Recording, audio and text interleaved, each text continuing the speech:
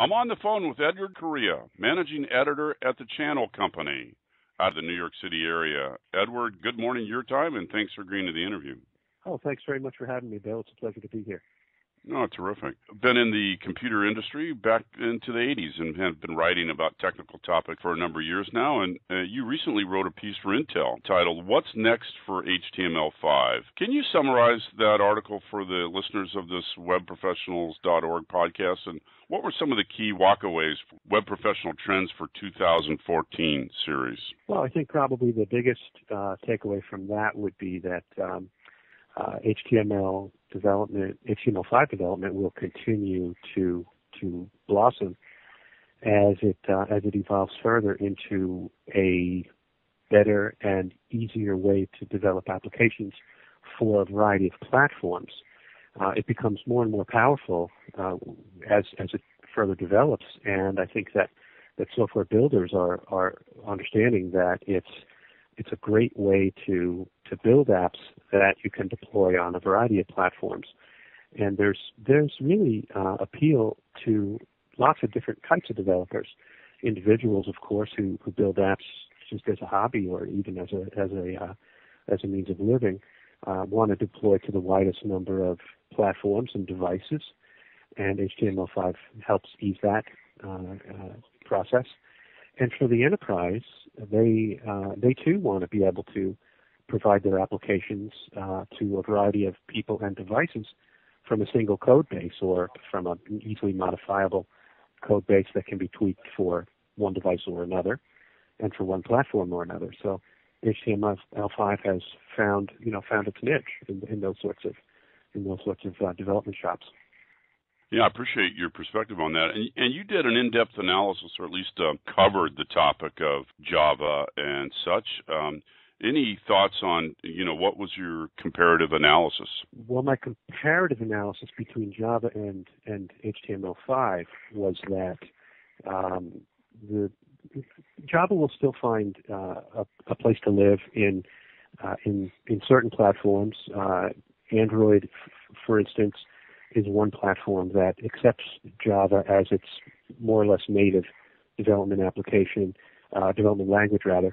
And so any place that runs Android can also run Java. So it will continue to proliferate as a fairly high performance development language for building sort of native looking applications. And if you've got a background in Java, you can continue to develop that on mobile platforms. But when you compare it to HTML5, there's a little bit less overhead that's required, and of course the porting process to take it to different languages, to different platforms, I should say, is that much easier. There's less code porting. There's less adjustments that need to be made to make it run elsewhere. So I think that HTML5 will find favor for folks who are willing to sort of make the adjustment at the beginning, and then be able to more easily proliferate to other platforms.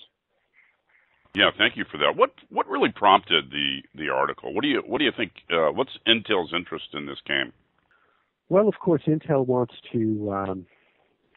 to let folks know of the capabilities of its HTML5 processor platforms, and it wants to encourage people to develop for its hardware in any way that they can.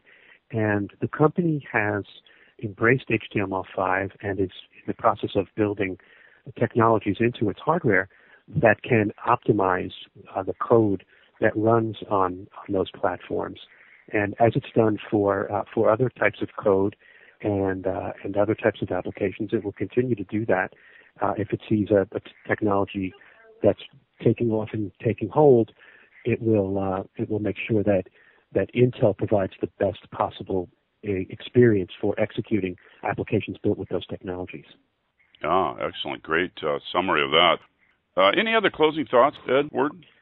Well, I would say that the analysts all believe, or at least many of them seem to believe, that as JavaScript performance continues to improve, that development will continue apace in that language, and we're also seeing an increase in the development of these sort of Metro-style apps, and Microsoft has embraced it as a development platform for Windows 8.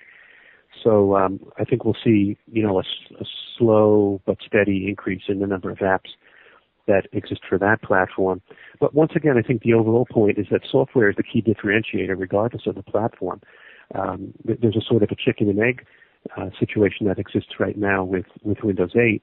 People are hesitant to deploy to it because there aren't a lot of apps. App developers are hesitant to deploy to it because there aren't a lot of users.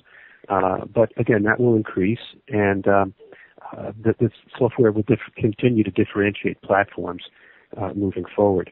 And that, the same can be said for websites as well. HTML5 opens some great new doors for some advanced capabilities that we're seeing in websites. And let me just give you one quick example. The parallax view that we're seeing now in some websites that sort of treat, let's say, the front page of a website as one gigantic long page that animates and modifies and scrolls as you move up and down the page. And you see that on Apple, you see that on some other company websites that have embraced HTML5 fully. And so I think that's something that we'll continue to see advance in the coming year. Well, Edward, we certainly appreciate your great coverage on the topic, your expertise in the field, most definitely for your time today. Well, Bill, thanks very much. I appreciate you being invited to participate in your webcast. Thanks.